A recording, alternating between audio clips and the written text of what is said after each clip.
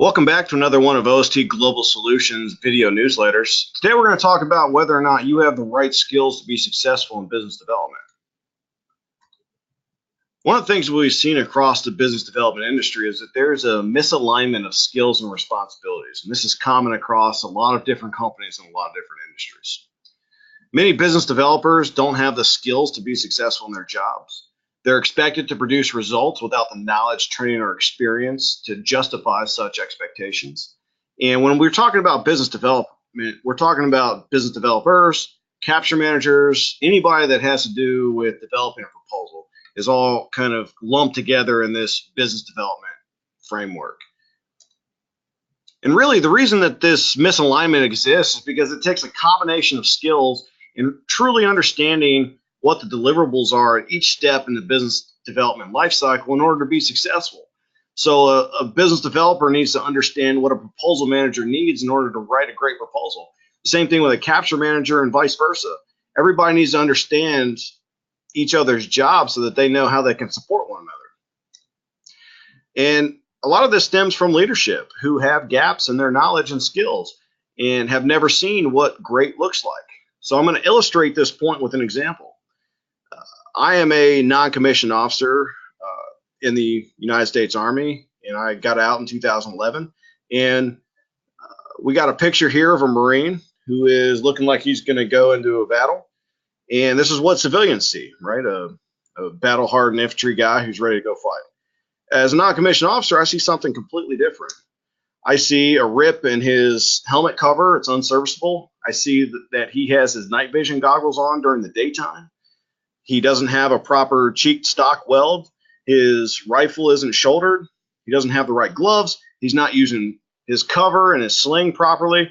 And he's got blanks that are belt-fed blanks while he's holding a magazine-fed weapon. So I'm not really sure what's going on with this guy, but the point is that when you don't have a trained eye and you're not experienced in a certain skill set, then something that looks right to you is not going to look right to somebody else, and you're going to miss a lot of the issues that that person has.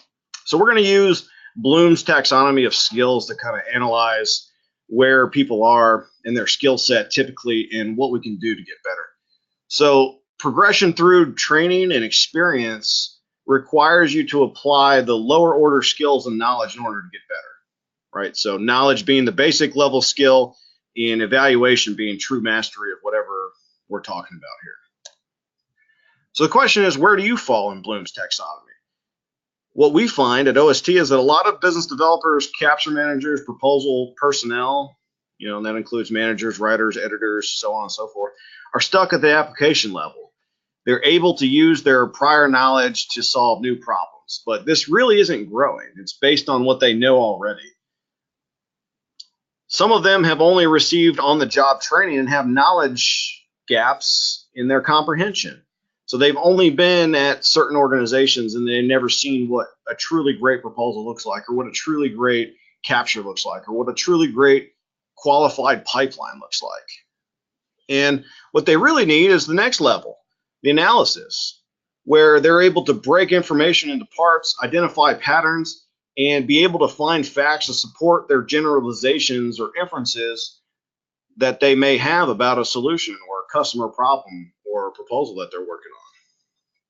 And then the next level beyond that is synthesizing, which involves building structure from diverse elements, which includes building a unique message or proposal. You've got to pull all of these different things together into a coherent message, a value proposition to convince the government to buy from you. That's a skill that a lot of proposal managers and capture managers may want to have. And finally, when we get to evaluating, you're able to present and defend ideas against a set of criteria. And this is what you need in order to truly develop a great proposal or develop a new solution or facilitate the brainstorming of a new solution, because that's what the government wants, and you may not offer that. All of this contributes to higher win rates, higher professional recognition, getting pay raises if you're financially motivated, higher self-esteem, lower stress because you can get what you need get done faster, and a better work-life balance. So the the main thing that we're going to use to illustrate this point is color team reviews. Sure, everybody's been a part of one, and the question is, how useful do you find them? A color review, a pink, blue, red, gold, white, peer review, read out loud review are proposal management best practices. Those are the quality control mechanisms that we use to make sure the proposal's on track and that we get to where we need to go, which is an outstanding proposal. But most reviews are ineffective because most reviewers are at the knowledge and comprehension level. So a lot of the comments that we get back aren't structured around how to make the proposal better. They're comments like, we need a comma here, or this doesn't make sense, or I don't understand this, rewrite this. Those aren't very helpful comments because I can't take those away and go make the proposal any better from that. Being an effective reviewer requires being at the evaluation forum, which is the highest mastery, really being able to understand what it is the government's offering, what we're saying, and what we should be offering. How can we really blow the government away and make it a slam dunk to award the proposal to us? Those are the comments that are the most helpful, because now the proposal team can go and the capture team can go away and brainstorm on how to incorporate that into the proposal. So we want to train our reviewers to set the expectations of what we want to see and also develop their review skills. So if you are an owner of a company, how much do you really know about government business development? Because it's a profession, and it's really three professions. When you talk about being a business development director or manager and managing a portfolio of opportunities in a fully qualified pipeline around a business development strategy, that's a profession. So is the more tactical capture management and how to position ourselves to win maybe 3 or 4 different opportunities, or 5 if you're a good capture manager. And what do you really know about proposal management and what a really great proposal looks like?